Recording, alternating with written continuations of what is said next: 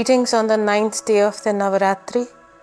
बहुत बहुत शुभकामनाएं. I'm sure your austerities will pay off and you really ardently worship the mother the way a true devotee should. So today's goddess is goddess Siddhidhatri, the giver of boons, the one who helps all our desires and wishes come true. The color of this day is, people believe differently, but you could try a peacock green, a peacock blue, or some people also say purple. So whatever your heart desires, go ahead, revel in that color. And the planet astrologically associated with Devi Siddhidhatri is Ketu, because Ketu represents moksha, the ultimate goal of everyone's life. She is supposed to be the giver of the Ashtasiddhis.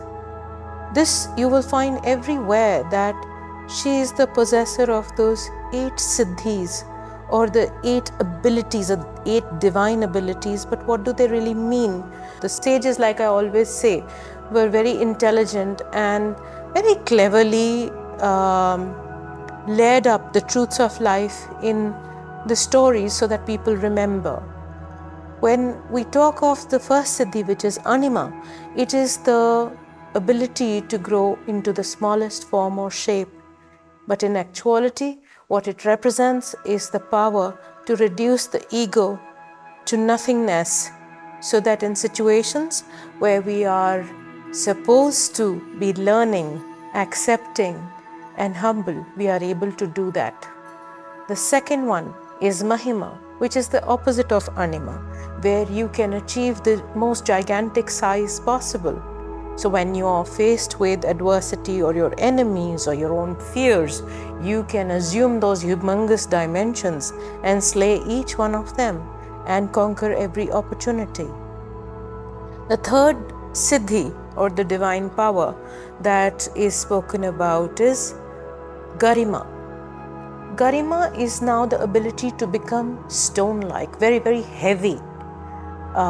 So heavy that you become immovable.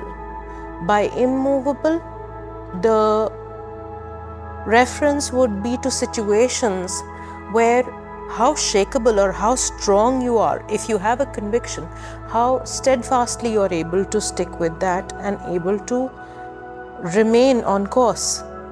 The fourth siddhi is again a polarity of Garima, which is Laghima, to be so light so as to be weightless.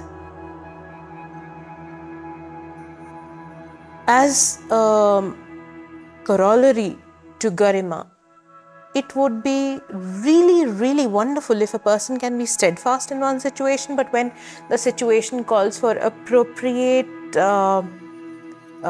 responses, one could be as adaptive or as no resistance offering a being as possible. So it gives the ability to move as fast as possible through challenging situations. Then you have Prapti, which is the ability to go anywhere. Travel anywhere. Go to any lands that you dream of. Then there is Prakramyam, which is getting your heart's desire. Jo chahiye, wo paaye. Then there is Ishitvam, which is gaining leadership abilities, the ability to lead men.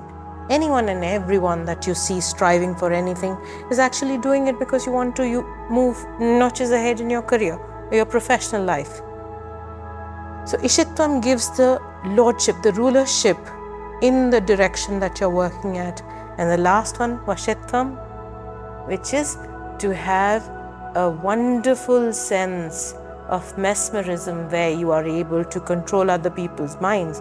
Now, please don't construe it as a very negative ability, but that confidence with which you believe that when you speak, people listen, and that they are interested in listening to you, and that you have their attention, and the belief that what you have is significant to offer, that sums up Vashitvam. And these are the Ashtasiddhis that we pray for to Mother Siddhidhatri. It is my ardent wish that you get what is appropriate for you at this juncture and what makes you happy. Have a wonderful day.